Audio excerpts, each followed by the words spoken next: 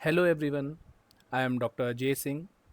I hope आप सभी इस लॉकडाउन की सिचुएशन में अपने घरों पे सेफ होंगे।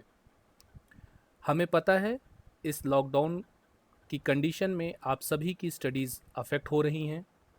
पिछले कुछ दिनों से बहुत से स्टूडेंट्स रिक्वेस्ट कर रहे थे आप लोगों से CSIR लाइफ साइंस से रिलेटेड कोई टॉपिक डिस्कस करने को। डेवलपमेंट बायोलॉजी जो कि यूनिट 5 है CSIR लाइफ साइंस की, वो हम क्या बोलते हैं आपसे डिस्कस करेंगे। उसका एक बहुत ही इम्पॉर्टेंट टॉपिक है एम्ब्रियोनिक डेवलपमेंट ऑफ एम्फीबियन, जिसे आज हम आपसे डिस्कस करने जा रहे हैं। तो चलिए स्टार्ट करते हैं। एम्ब्रियोनिक डेवलपमेंट ऑफ एम्फीबियन को पढ़ने से पहले हमें एम्फीबियन एग को पढ़ना पड़ेगा। एम्फीबियन एग मीजोलेसिथल और टीलोलेसिथल टाइप का होता है। मीजोलेसिथल मीन्स यॉक का जो कंसंट्रेशन होता है वो मॉडरेट अमाउंट में यॉक प्रेजेंट रहता है। टीलोलेसिथल एग यानी जो यॉक प्रेजेंट रहता है वो सिर्फ एक साइड पे प्रेजेंट रहता है, वो इवनली डिस्ट्रीब्यूटेड नहीं रहता है। इसके अलावा होलोब्लास्टिक अनइक्वल क्लीवेज देखने को मिलता है, यानी पूरे एग में क्लीवेज देखने को तो मिलेगा बट वो इक्वल क्लीवेज नहीं होगा। अब इक्वल क्लीवेज क्यों नहीं होगा इसको आप समझ सकते हैं, क्योंकि जहाँ पे यॉक की प्रेजेंस ज़्यादा होगी वहाँ क्लीवेज का रेट स्लो हो जाता है। इसके अलावा रेडियल पैटर्न ऑफ क्लीवेज हमें देखने को मिलता है।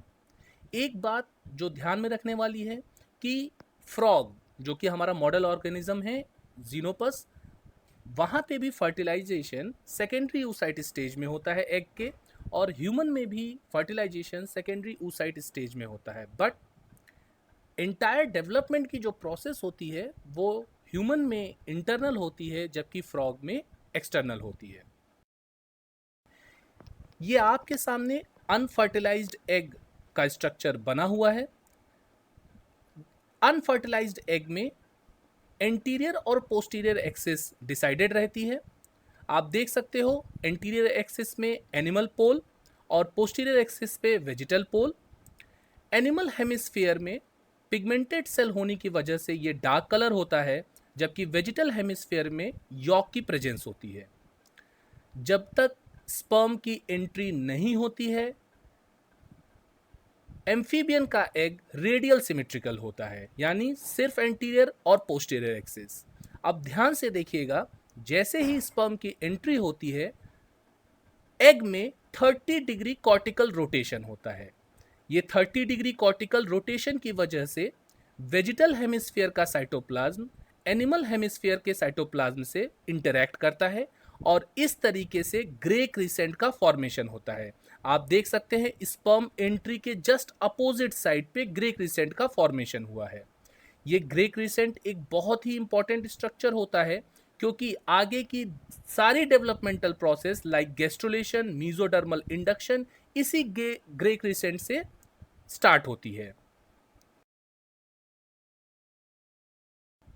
जैसा कि मैंने आपको बताया कि फर्टिलाइजेशन के बाद कॉर्टिकल रोटेशन होता है एग में। ये जो कॉर्टिकल रोटेशन होता है ये स्पर्म सेंट्रियोल के थ्रू होता है, because sperm centriole organises the microtubules of the egg and causes them to arrange themselves in a parallel array. और इसकी वजह से cortical cytoplasm yolky internal cytoplasm से सेपरेट हो जाता है। These microtubular tracks allow the cortical cytoplasm to rotate with respect to the inner cytoplasm, और तभी हमें 30 डिग्री का रोटेशन देखने को मिलता है। मैं फिर से रिपीट कर दे रहा हूँ, जब तक स्पर्म की एंट्री एग में नहीं होती है एग में सिर्फ और सिर्फ एंटीरियर पोस्टीरियर एक्सिस डिसाइडेड होती है। स्पर्म की एंट्री जहाँ पे होती है उसको हम वेंट्रल एक्सिस बोलते हैं, और जस्ट उसके अपोजिट साइड पे डॉर्सल एक्सिस का फॉर्मेशन होता है। As we know that after fertilization there will be the formation of zygote. Zygote में जो हमें क्लीवेज देखने को मिलता है वो इनिशियल 2 क्लीवेज मेरिडोनियल होता है, जबकि थर्ड इक्विटोरियल होता है, और ऐसे पैटर्न को हम रेडियल पैटर्न ऑफ क्लीवेज कहते हैं। As I already mention, that before fertilization xenopus egg is radially symmetrical. आपको याद होगा xenopus के egg में सिर्फ anterior और posterior axis थी, जबकि sperm की एंट्री के बाद यानी फर्टिलाइजेशन के बाद उसमें वेंट्रल और डॉर्सल एक्सिस आई है। तो हम कह सकते हैं कि xenopus के एग में फर्टिलाइजेशन से पहले रेडियल सिमेट्री देखने को मिलती है, जबकि फर्टिलाइजेशन के बाद बायलेटरल सिमेट्री देखने को मिलती है। साथ ही साथ आफ्टर क्लीवेज आप ब्लास्टुला का फॉर्मेशन देख सकते हो लास्ट डायग्राम में। एम्फीबियंस के ब्लास्टुला को हम एम्फी ब्लास्टुला कहते हैं। एक चीज़ और यहाँ ध्यान में रखनी है, 30 to 64 सेल स्टेज तक मोरुला स्टेज हमें मिलती है। जब हमें 120 सेल्स देखने को मिलती है उसे हम ब्लास्टुला स्टेज बोलते हैं। एम्फी ब्लास्टुला का मतलब है जब आपको ब्लास्टुला स्टेज में दो टाइप की सेल्स देखने को मिलती है। आप डायग्राम को ध्यान से देखें तो आप नीचे के साइड सेल का साइज बड़ा देख रहे हैं, इन सेल्स को मैक्रोमियर बोलते हैं, और ऊपर के साइड जहां सेल का साइज छोटा है उन सेल्स को हम माइक्रोमियर कहते हैं। अब आपके दिमाग में ये सवाल आ सकता है कि ये सेल का साइज डिफरेंट क्यों है।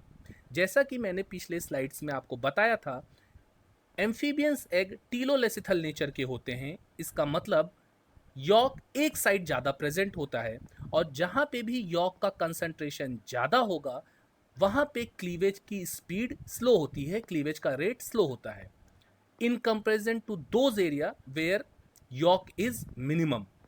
क्लीवेज का स्पीड कम होने से, क्लीवेज के रेट स्लो होने से साइज, सेल की जो साइज होती है वो बड़ी होती है। इसलिए हमें दो टाइप की सेल्स देखने को मिलती हैं, मैक्रोमियर और माइक्रोमियर। इसलिए एम्फीबियन एग का जो ब्लास्टुला स्टेज होता है उसे हम एम्फीब्लास्टुला बोलते हैं। There are several proteins involved in axis formation in amphibians, और उन्हीं प्रोटीन्स को हम अब डिस्कस करने जा रहे हैं। और इन प्रोटीन में सबसे इंपॉर्टेंट प्रोटीन है beta catenin. Beta catenin is a multifunctional protein that can act as an anchor for cell membrane cadherin और as a nuclear transcription factor. Xenopus के एम्ब्रियो में बीटा कैटेनिन का जो एक्यूमुलेशन होता है वो डॉर्सल रीजन पे होता है। ये एक्यूमुलेशन डॉर्सल रीजन पे क्यों होता है इसको हम आगे डिस्कस करेंगे। आपको ये ध्यान में रखना है, beta catenin is the necessary for forming the dorsal axis. WNT signalling में बीटा कैटेनिन का जो सप्रेसर होता है वो होता है glycogen synthase kinase 3, that is GSK3। GSK3 is the suppressor or negative regulator और इनहिबिटर ऑफ बीटा कैटेनिन।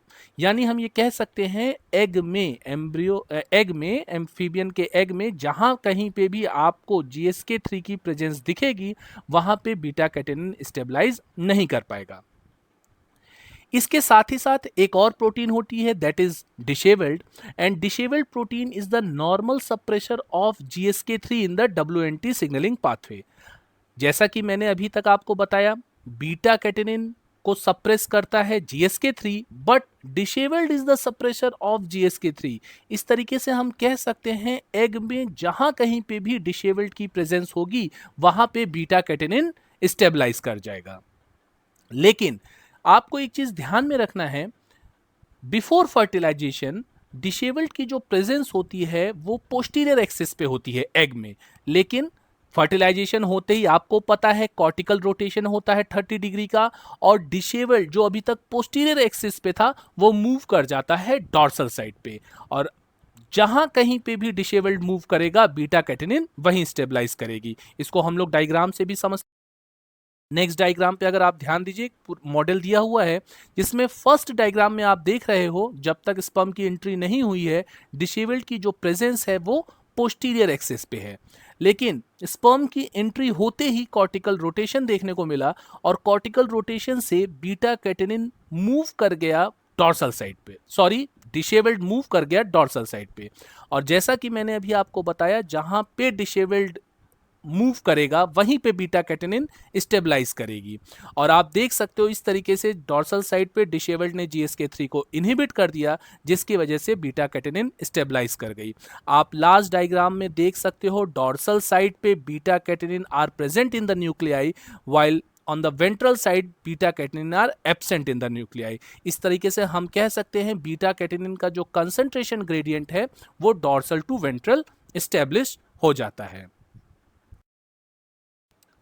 जैसा कि मैंने बताया, बीटा कैटेनिन एक ट्रांसक्रिप्शन फैक्टर्स होता है और ये ट्रांसक्रिप्शन फैक्टर दूसरे ट्रांसक्रिप्शन फैक्टर्स के साथ एसोसिएट होके डिफरेंट जीन्स को इंड्यूस करता है, उनके एक्सप्रेशन को इंड्यूस करता है। उन्हीं ट्रांसक्रिप्शन फैक्टर्स में एक ट्रांसक्रिप्शन फैक्टर है TCF3, that is T cell factor lymphoid enhancer factor 3।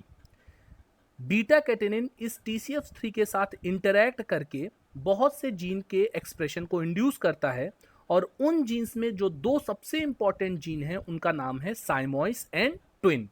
आपको याद रखना है वो रीजन जहां पे साइमोइस और ट्विन का एक्सप्रेशन स्टार्ट हो जाता है, उस रीजन को हम न्यूकूप सेंटर बोलते हैं और ये न्यूकूप सेंटर इंडोडर्मल ओरिजिन का है। CSIR में ऐसे क्वेश्चंस बहुत पूछे जाते हैं, कोई ऑर्गेन या कोई रीजन की ओरिजिन क्या है, तो आपको याद रखना है न्यूकूप सेंटर इंडोडर्मल ओरिजिन का है। न्यूकूप सेंटर का फॉर्मेशन कैसे हुआ? क्योंकि न्यूकूप सेंटर पे साइमोइस और ट्विन का एक्सप्रेशन स्टार्ट हो गया। साइमोइस और ट्विन का एक्सप्रेशन किसने स्टार्ट किया? साइमोइस और ट्विन का एक्सप्रेशन स्टार्ट किया बीटा कैटेनिन और TCF3 के कॉम्प्लेक्स ने। यहाँ पे इंपॉर्टेंट चीज हमें याद रखनी है कि अगर TCF3 अलोन है, बीटा कैटेनिन ने उसके साथ बाइंडिंग नहीं की है, तब तक TCF3 साइमोइस को इनहिबिट किया रहता है। एक एक्सपेरिमेंट भी किया गया जहां पे देखा गया कि अगर TCF3 की बाइंडिंग साइट, यानी जो बीटा कैटेनिन के साथ की उसकी जो बाइंडिंग साइट है, अगर हम उसको म्यूटेट कर दें तो वो उस एम्ब्रियो में डॉर्सल एक्सिस का फॉर्मेशन ही नहीं हुआ, क्योंकि वहां पे न्यूकूप सेंटर का फॉर्मेशन ही नहीं हो पाएगा। ग्राम को ध्यान से देखिए, जैसा कि मैंने आपको बताया था, वेंट्रल साइड पे बीटा TCF3 तो प्रेजेंट है बट वेंट्रल साइड पे बीटा कैटेनिन एब्सेंट है। बीटा कैटेनिन वेंट्रल साइड पे एब्सेंट क्यों है, इसका रीजन अब आप जान चुके हो, क्योंकि वेंट्रल साइड पे प्रेजेंस है ग्लाइकोजन सिंथेज काइनेज 3 की, GSK3 की। इस वजह से बीटा कैटेनिन यहाँ स्टेबलाइज नहीं कर पाया है, इसलिए वेंट्रल साइड में जो TCF3 है वो साइमोइस को रिप्रेस करके रखा हुआ है। लेकिन उसके अगेंस्ट अगर हम डॉर्सल साइड की बात करें तो डॉर्सल साइड पे प्रेजेंट होती है डिसेबल्ड प्रोटीन की, और disabled is the inhibitor of GSK3, जिसकी वजह से बीटा कैटेनिन वहां स्टेबलाइज किया है। और बीटा कैटेनिन की प्रेजेंस में TCF3 और बीटा कैटेनिन के एसोसिएशन ने साइमोइस को एक्टिवेट किया। साइमोइस प्रोटीन एक्टिवेट होने के बाद थ्रू TGF बीटा सिग्नलिंग दूसरे जीन्स को, दूसरे प्रोटीन को भी इंड्यूस करती है, और उन प्रोटीन्स में एक प्रोटीन है गूजेकॉइड प्रोटीन। आप देख सकते हो साइमोइस and LIM1 which is also a transcription factor activated by the TGF beta pathway function together to activate the gouzecoid gene in the organizer. The Saimois protein is critical for the expression of organizer specific genes. लेकिन आपको ये चीज ध्यान में रखना है, साइमोइस अकेले ही sufficient नहीं है ऑर्गेनाइजर के फॉर्मेशन के लिए।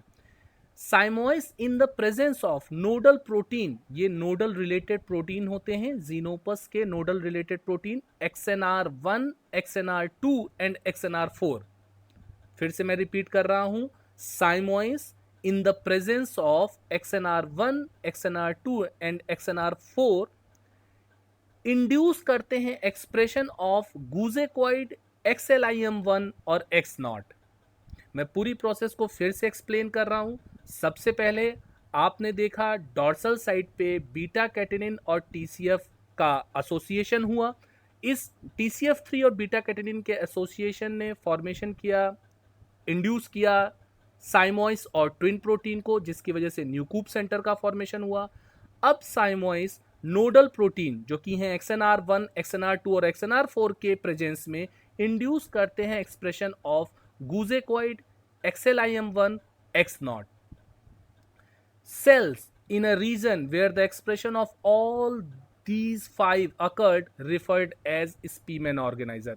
कौन सी 5? फिर से मैं रिपीट कर रहा हूं, साइमोइस और ट्विन न्यूकूप सेंटर वाले, गूजेकॉइड, XLIM1 और X0, ये 5 जीन जहां पे एक्सप्रेस होंगे, अब उस रीजन को कहा जाता है स्पीमेन ऑर्गेनाइजर। ये स्पीमेन ऑर्गेनाइजर एक बहुत ही इंपॉर्टेंट स्ट्रक्चर है एम्ब्रियो में, क्योंकि यहीं से ही गैस्ट्रुलेशन की प्रोसेस या मीजोडर्मल इंडक्शन की प्रोसेस जो है वो स्टार्ट होगी। The protein product of goosecoid appears to be essential for the activating numerous genes in the spemen. Gastrulation. As we know that gastrulation is a process of highly integrated cell and tissue migration of prospective endodermal and mesodermal area to their definite position into interior of the embryo.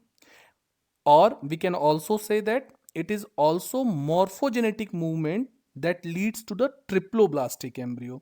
Why we are calling triploblastic embryo, क्योंकि later phase में हम देखेंगे कि हमें ectoderm, endoderm और mesoderm तीनों layer का formation होगा. चलिए इस गैस्ट्रुलेशन के प्रोसेस को समझते हैं. डायग्राम से हम पूरी गैस्ट्रुलेशन के प्रोसेस को समझते हैं. आप फिगर ए पे ध्यान दें, ये एक ब्लास्टुला का फिगर है और हमें पता है blastula is a ball of cell that is filled with fluid cavity, और उस फ्लूइड कैविटी को हम क्या कहते हैं? ब्लास्टोसील. अब ब्लास्टोसील के अलावा ब्लास्टुला में सुपरफिशियल सेल्स भी देखने को मिल रही हैं और डीप सेल्स.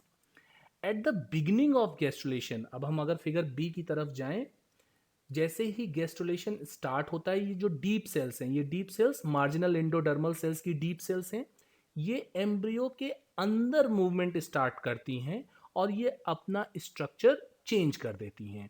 इनका स्ट्रक्चर चेंज होके कैसा हो जाता है? फ्लास्क शेप्ड हो जाता है. इसलिए इन डीप सेल्स को अब नाम दिया जाने लगता है bottle cells. And the movement of bottle cell inside the embryo is also followed by the other surface cell, and this process is known as invagination. आप ध्यान दीजिएगा, ब्लास्ट जब ये एम्ब्रियो के अंदर मूवमेंट हो रहा है डीप सेल्स का, इसको सबसे पहले हम इन्वेजिनेशन बोलते हैं और इसी के थ्रू डॉर्सल ब्लास्टोपोर लिप का फॉर्मेशन होता है.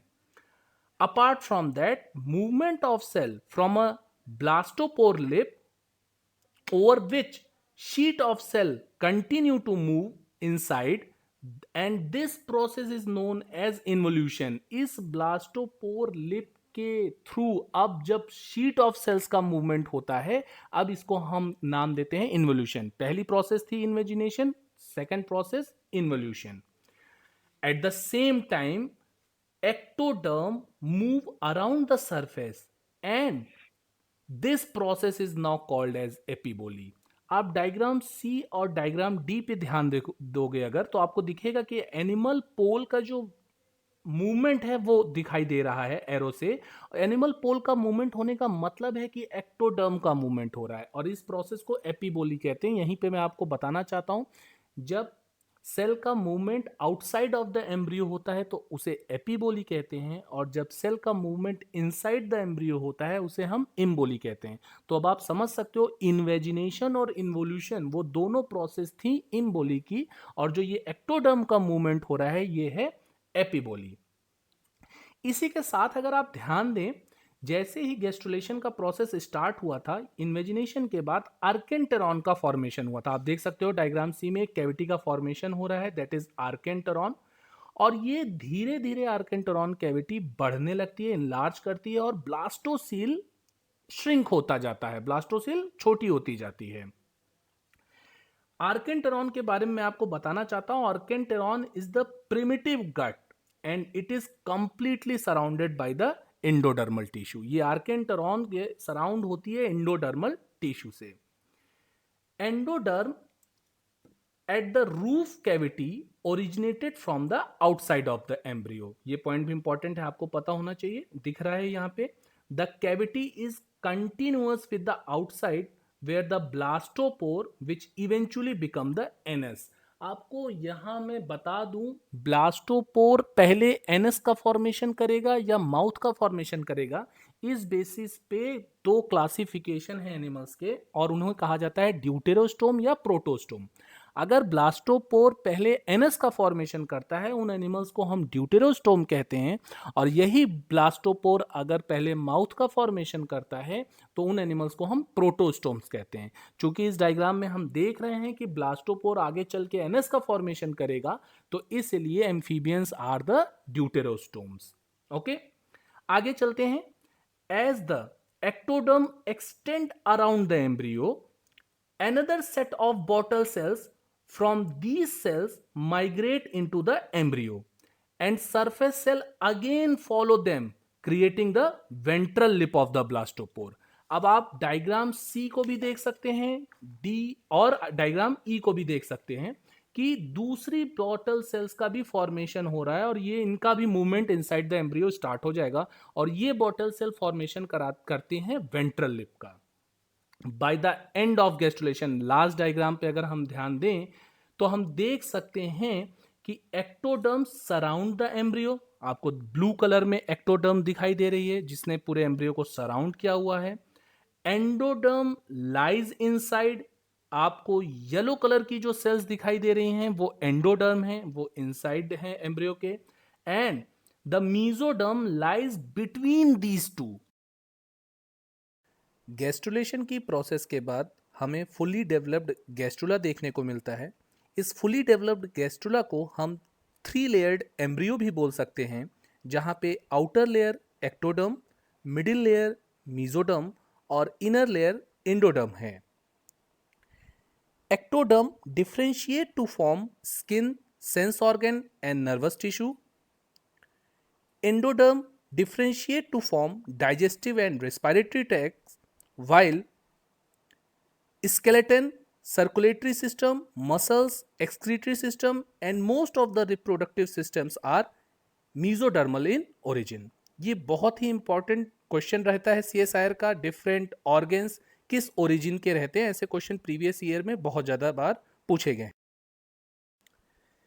एम्ब्रियोनिक डेवलपमेंट ऑफ एम्फीबियन के इस पार्ट में हमने आपसे amphibian egg, blastula formation, axis formation और गैस्ट्रुलेशन की प्रोसेस को डिस्कस किया।